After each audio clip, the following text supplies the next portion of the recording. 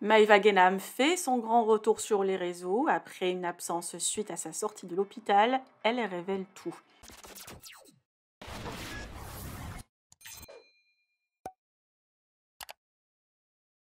Maïva Genam va beaucoup mieux pour rassurer sa communauté. La jeune Marseillaise, après avoir quitté l'hôpital suite à une grave infection dans le sang, où on ne connaît toujours pas l'origine, suit toujours son lourd traitement basé sur 3 antibiotiques. Toujours épuisée et ne peut sortir de chez elle, Maïva se sent quand même un peu mieux et peut reprendre progressivement ses réseaux. Par ailleurs, elle a profité de son retour pour raconter ce qui s'est réellement passé et tous les examens subis. Elle a tenu à préciser que l'infection n'est pas due à ses injections dans le fessier. Les médecins lui ont fait des analyses assez poussées et douloureuses pour en être sûrs. Pour le moment, elle doit rester encore chez elle jusqu'au prochain rendez-vous avec l'infectiologue. Je vous laisse avec sa longue story très détaillée. Que pensez-vous ?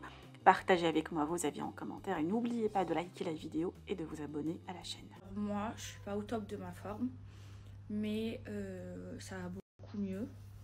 Bref, là, je vais tout vous expliquer. J'ai besoin de me confier à vous pour que vous compreniez.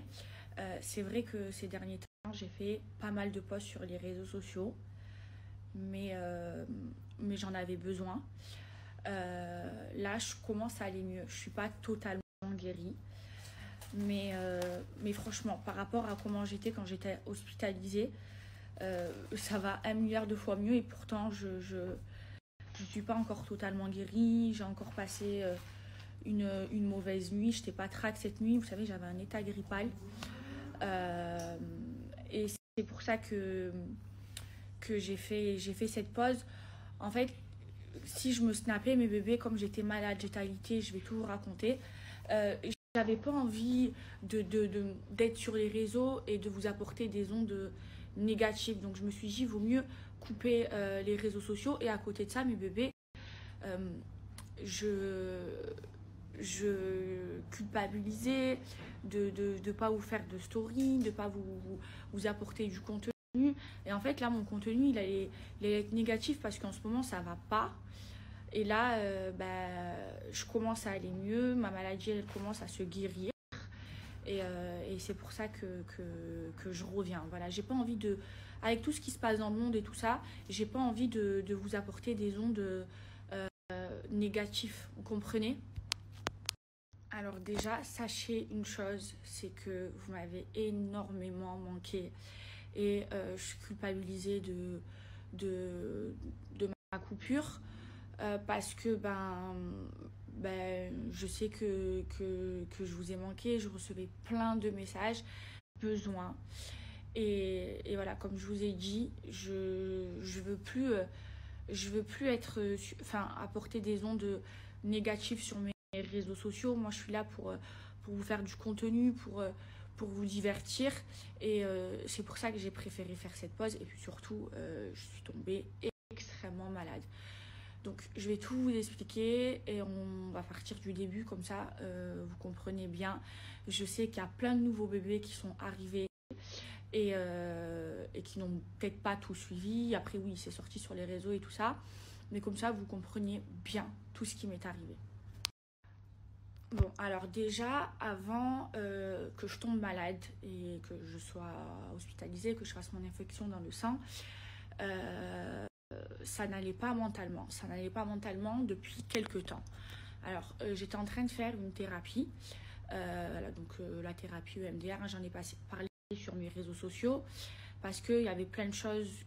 J'avais plein de blessures profondes que je devais guérir. J'ai vécu aussi une séparation. Alors, par rapport à ça, je tiens à vous dire que ça va beaucoup mieux, que ça y est. Pour moi, cette histoire, elle est complètement derrière moi.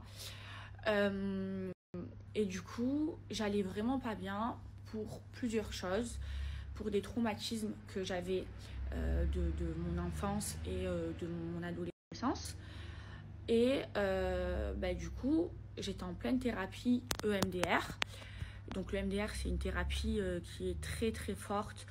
C'est comme une chirurgie du cerveau. Et en fait, j'étais en rémission, je sais pas si on dit comme ça, mais en gros, je commençais à aller mieux mentalement. Pour que vous compreniez, je vais vous mettre le rapport de ma psy. Merci de ne pas me juger. Voilà, j'étais vraiment en dépression. Moi, on m'a conseillé de prendre des antidépresseurs. J'ai refusé parce que je savais que je pouvais guérir cette dépression avec ma thérapie. Et moi, je suis antidépresseur. Et du coup, ça a fonctionné parce que je commençais à aller mieux. Donc, je vais vous mettre le rapport de ma psy et puis je vais vous expliquer.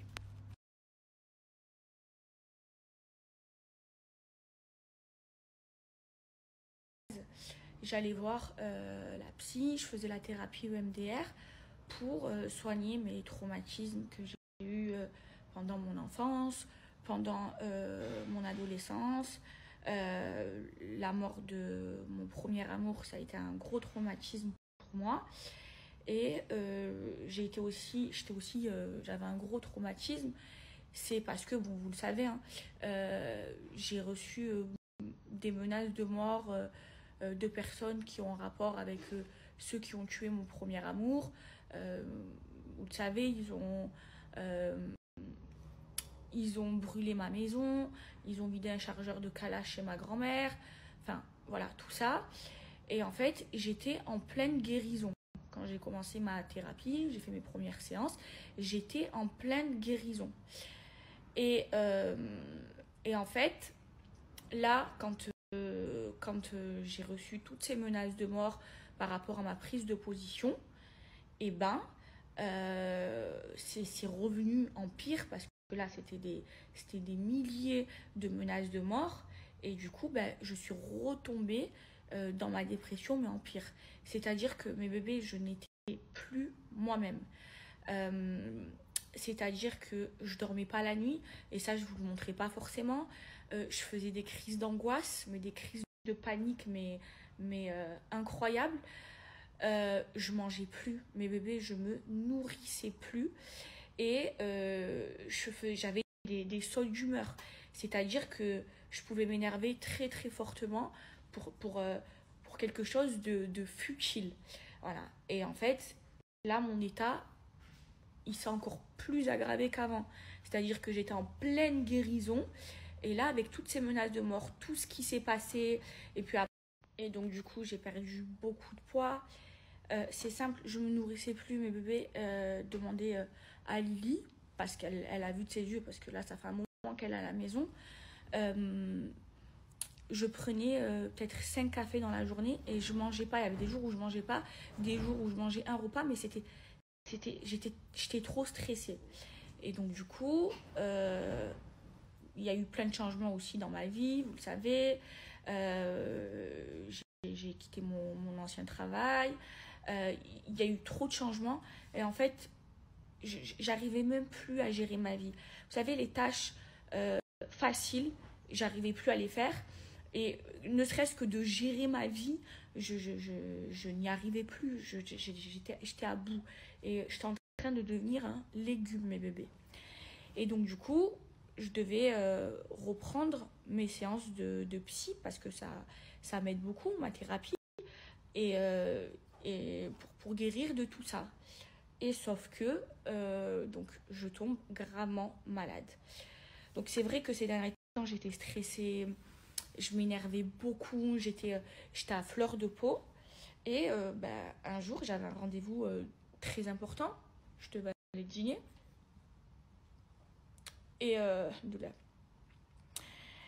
je fais ce fameux malaise dans la voiture.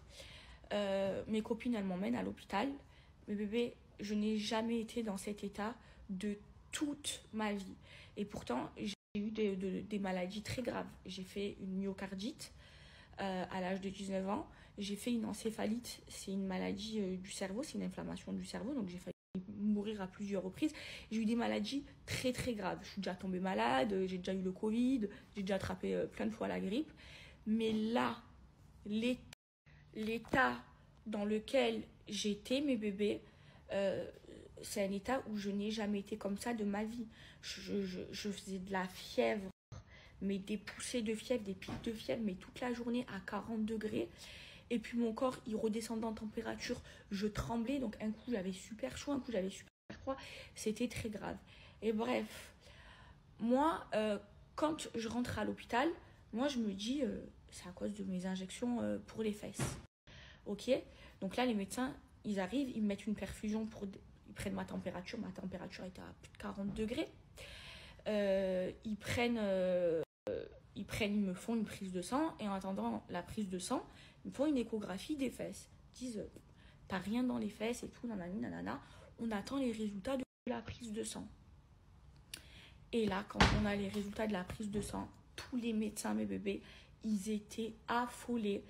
J'avais une grave infection dans le sang. Et en fait, ils avaient peur à l'hôpital que ça se transforme en septicémie. C'est pour ça que je suis restée hospitalisée pendant 5 jours. Parce qu'ils avaient trop peur que ça se transforme en ça. Et septicémie, on peut mourir. Donc, je reste hospitalisée et tout. Et les 2 premiers jours à l'hôpital, mon état, c'était de pire en pire. Et les prises de sang, elles étaient de pire en pire. C'est-à-dire que je suis arrivée à l'hôpital, ma première prise de sang, elle était grave. Et les 2 d'après, celle des 2 prochains jours, c'était encore plus grave. L'infection, elle faisait que monter. Donc les médecins, ils avaient trop peur que je fasse une septicémie, puisque c'est très très grave. Donc ils me font toutes les analyses possibles et inimaginables. C'est-à-dire qu'ils se disent peut-être que ça vient des infections des fesses, que j'ai une infection dans les fesses. Donc ils font quoi? Ils me refont passer une échographie des fesses, toujours rien. Ils me font carrément pas un scanner, un IRM pour savoir d'où ça vient. Et en fait, rien. Tellement, vous savez ce qu'ils m'ont fait? Ils m'ont fait une ponction dans les fesses. En fait, ils m'ont pris, ça m'a fait trop mal. Ils m'ont rentré une aiguille dans les fesses. Ils m'ont aspiré mon produit. Tout ça sans anesthésie. Je sautais au plafond, l'aiguille elle était comme ça. Waouh, je sautais de douleur. Et ça, ils m'ont fait juste avant de sortir de l'hôpital. Parce qu'ils veulent analyser le produit que j'ai dans les fesses. Et du coup, cette ponction, elle m'a fait trop mal. Quand je suis rentrée chez moi, mes bébés, 2 jours, impossible de marcher. Je rampais tellement que Lily, elle m'a mis une poubelle à côté de mon lit. Je faisais pipi dans la poubelle et après on nettoyait la poubelle avec la javel parce que je ne pouvais même plus aller aux toilettes, mes bébés. Et c'est pour ça que j'ai préféré couper les réseaux sociaux et parce que j'étais au plus mal. En fait, faire des stories et me plaindre et de dire que je souffre, ça sert à rien. Donc là, ça va un petit peu mieux. Par exemple, cette nuit, j'ai passé une mauvaise nuit, j'étais pas trac, vous savez, j'avais un peu un état grippal, mais par rapport à comment j'étais à l'hôpital, ça va beaucoup mieux. Et là, j'arrive à marcher, mais en fait, c'est la ponction. Ça m'a fait trop mal. J'arrive à marcher, mais par exemple, je boite un petit peu. Et j'ai des moments de down où ça va pas bien, je me sens pas trac. Là, vous voyez, je vais mieux parce que j'ai pris mes médicaments. Et du coup, voilà. Donc, sinon, j'ai vu plusieurs spécialistes, plusieurs médecins. C'est pour ça que l'hôpital, ça m'a coûté super cher. Mais bon, bref. J'ai vu plusieurs spécialistes, dont un infectologue, je sais pas, un spécialiste des virus, des infections et tout ça. Et là, je prends un gros traitement. Là, je prends 3 antibiotiques différents et un antivirus ou un antibactérien, je sais pas quoi, plus un antidouleur. Voilà, là, j'ai un gros traitement de médicaments. Et en fait, ce qu'on pense, parce que c'est pas une infection des fesses, et je pensais que c'était ça, ce qu'on pense, c'est qu'en fait, comme j'étais pas bien, mon corps il m'a lâché, mes bébés. Je me nourrissais plus. Dans mes prises de sang, ils ont vu que j'avais tout dans. Je vous ai dit par rapport à comment j'étais à l'hôpital, ça va mieux. Et heureusement que j'ai Lily qui s'occupe de moi. D'ailleurs, c'est c'était son anniversaire. Et là, je lui organise une surprise à la maison parce que je peux pas sortir. Et, du coup, voilà mes bébés. Et j'ai pas voulu faire venir ma mère. En fait, j'ai Lily qui s'occupe de moi. Je pense que si Lily elle serait pas là, je l'aurais fait venir. Mais moi, je déteste quand ma mère elle me voit mal. Et je déteste dire à ma mère que ça va pas. Et j'étais tellement mes bébés mais à terre. Et je sais que ma mère elle s'inquiète trop pour moi que je voulais même pas qu'elle me voie comme ça. Donc là pour le moment ce que je lui ai prévu pour son anniversaire c'est en stand-by parce que je peux plus marcher et on va devoir beaucoup marcher et tout ça. Et quand j'irai mieux, on ira là où on doit aller et j'espère aller mieux rapidement. Là, je vais revoir le médecin dans quelques jours. Il m'a donné rendez-vous une semaine après que je sois sortie de l'hôpital. Et voilà, donc je vais reprendre les stories doucement. Je veux pas vous apporter des ondes négatives. Je veux vous apporter des ondes positives, vous faire rire comme avant, aller mieux. Il faut que je reprenne la psy parce que j'avais un rendez-vous, je vous l'avais dit, je devais reprendre ma thérapie. Et du coup, j'ai été hospitalisée, il m'est arrivé tout ça. Là, je pense que cette semaine ou semaine prochaine, je commence ma thérapie parce que grâce à la prière et à la thérapie, je commence à aller mieux. Et là, j'avais besoin d'écouter mon corps parce que je ne l'ai pas assez écouté jusqu'à ce que je finisse à l'hôpital et que je fasse une infection dans le sang qui aurait pu très très mal se terminer. J'aurais pu mourir mes bébés, je vous jure. Donc voilà, là ça va mieux dans ma tête. La thérapie, ça va me faire aller encore mieux. Et là mes bébés, j'écoute mon corps. Et c'est très important, c'est un conseil que je vous donne aussi.